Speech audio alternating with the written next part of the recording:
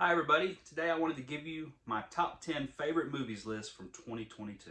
Now truth be told, I watched a lot of movies last year and it was really hard to break these down. But eventually I did come to a list of my top 10, so here they are. At number 10 is Doctor Strange in the Multiverse of Madness. This is actually, shockingly, my only Marvel movie I have on this list. And that's not to say I didn't like the other movies. I actually, one of the few that did enjoy Thor Love and Thunder, and I did like Black Panther Wakanda Forever. And to be honest, I like Doctor Strange a lot more than most of my friends do.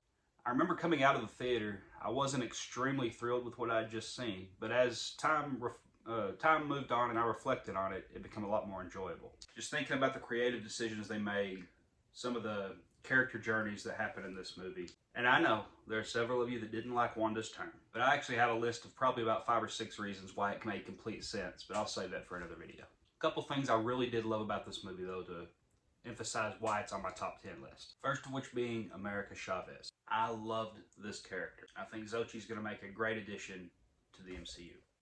And then of course, can't forget the Illuminati. Now, I know it probably seemed a little cheesy, some of these characters being in there and how quickly some of them went down. I'd be lying if I didn't say my eyes lit up seeing John Krasinski coming in as Reed and seeing Patrick Stewart back as Professor X, and even that little bit of X-Men music, that was great. I mean, I grew up in the 90s, so hearing that music from the 90s X-Men show, awesome.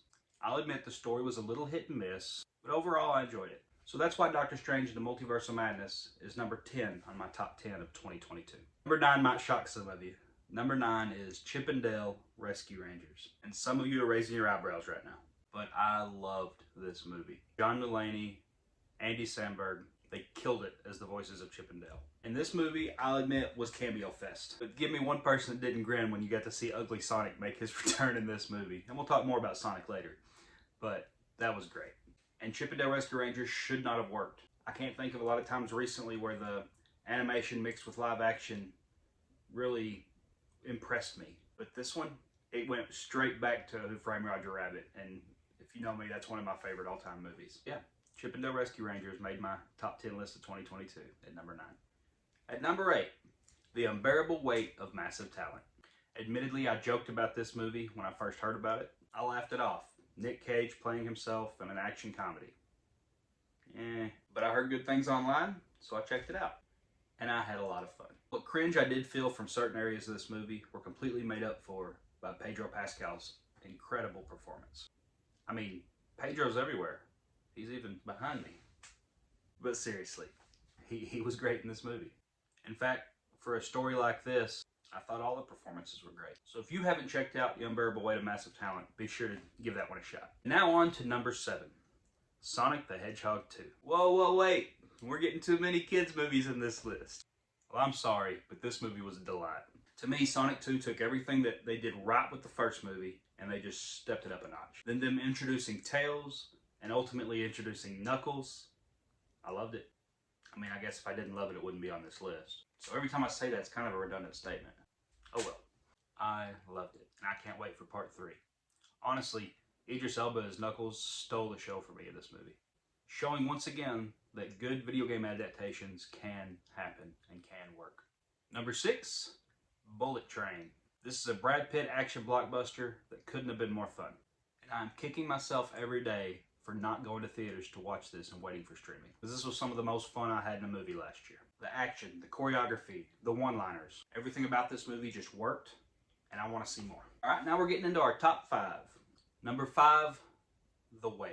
This, of course, was Brendan Fraser's Oscar performance. He absolutely deserved it for this movie. I was literally riveted, devastated at points throughout watching this.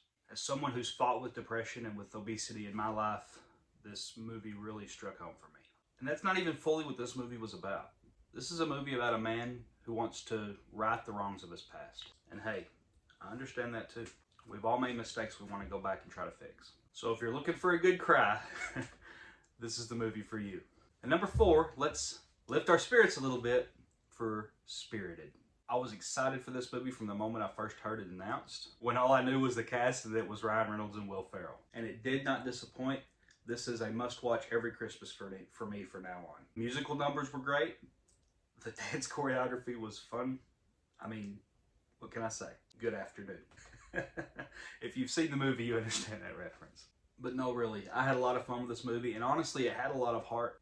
Octavia Spencer's character, she was wonderful. Even Will Ferrell had a couple of breakdown moments that I thought really showed that he actually might have some real acting chops. And for a musical, a Christmas musical with a bunch of actors that aren't typically known for their singing, that actually did a pretty good job. So I highly recommend, if you haven't watched Spirited yet this Christmas, go back and watch it. It's worth it. And at number 3, we have our lone DC film for the year, The Batman. I heard a lot of negativity going into this movie. Robert Pattinson, you mean the guy from Twilight is going to play Batman? That's right, and he crushed it. Anyone who didn't think Paul Dano was incredible as the Riddler, I don't know what even to say to you. I might be a little biased on that particular issue, though. I mean, my own son was technically named after both of these actors / characters, because the name Edward we used for both my wife's love of the movies, the Twilight movies with Robert Pattinson, and then I was okay with the name because of the Riddler. So maybe I am a little biased on this movie, but to me, it's the best Batman movie ever made, even better than The Dark Knight. And I know that'll get a lot of comments probably, but that's how I feel about it. And these final 2 you probably know, because I've talked about them on previous videos, but here they go. Number 2, Elvis. Baz Luhrmann already made one of my favorite all-time musicals in Moulin Rouge, and now he did it again with Elvis. Now, I grew up with Elvis, not me, I'm too young, but I grew up hearing Elvis because of grandparents, parents, that sort of thing. And I've watched a lot of the old movies that depicted Elvis, and I've seen some documentaries, but I don't think I ever appreciated him and what he did for music as I did after watching this movie. Seeing his life unfold in this way, and the style that Baz Luhrmann chose to portray everything for this movie really did it for me. I mean, after watching this, my wife and I went out and bought a greatest hits record for our record player. But I thought Austin Butler was great. If it had not been for Brendan Fraser's performance in The Whale, I would have believed that Austin Butler deserved the Oscar for this one. And I know there was a little divisiveness about Tom Hanks' role as the Colonel, but I actually liked his depiction of him. He made for a great counter opposite Austin Butler. Looking at some of the making of on this movie, seeing exactly what all Austin Butler did to transform himself into Elvis made me appreciate this movie all that much more. And before I get to my number 1 film of 2022, I want to run over just a few honorable mentions that didn't quite make the list, but I know some of you are wondering why they're not on here. First was Avatar: The Way of Water. I loved the first movie back in the day when that came out. I don't know that this one quite had the magic that the first one did. I mean, you couldn't tell it by the box office. It's now sitting at the number 3 all-time biggest movie. But rewatchability, to me, it's just not there what these other 10 movies are for me. So that's why it didn't make my list. The next honorable mention was Glass Onion: A Knives Out Mystery. I am loving this franchise, and maybe any other year this would have been a top 10 for me. I actually liked it better than the first movie, and though I love Daniel Craig, I thought Edward Norton was incredible in this one. But it just didn't quite make it in the top 10 for me. Another movie that was pretty close was The Black Phone. Ethan Hawke gives a chilling performance in this one, and having a young child myself, it was kind of scary to see this type of thing happen on screen. A kid getting abducted, all that sort of thing. And the next honorable mention was Violent Night. We actually went to theaters for this, and we had a lot of fun. This was peak action at its best. David Harbour is always amazing and fantastic. But it was your basic story. I mean, as basic as you can get as having a murderous Santa Claus saving the day. So for that reason, this was not quite into my top 10. And one more honorable mention that most of you are going to be mad is not my number 1 film of the year. Top Gun: Maverick. At its core, I should love this movie, and I did really like this movie, but it's got action, it's got romance, it's got a complete copy from Star Wars: A New Hope trench run from the end of Star Wars in this movie at the end of this movie. I mean, it's uncanny. It's like down to the wire, an exact copy of Star Wars. But the truth is, I feel like you almost have to have some nostalgia from the first movie to really enjoy this movie. And that first movie just wasn't for me. So going into this one, I enjoyed it. I thought it was fun. I actually like it better than the original Top Gun. But it still wasn't enough to just bump it up that level for me to put it on my top 10 list. But it is good enough to put on my honorable mention just so I can make sure I give it a shout out. So what is my favorite movie of this past year?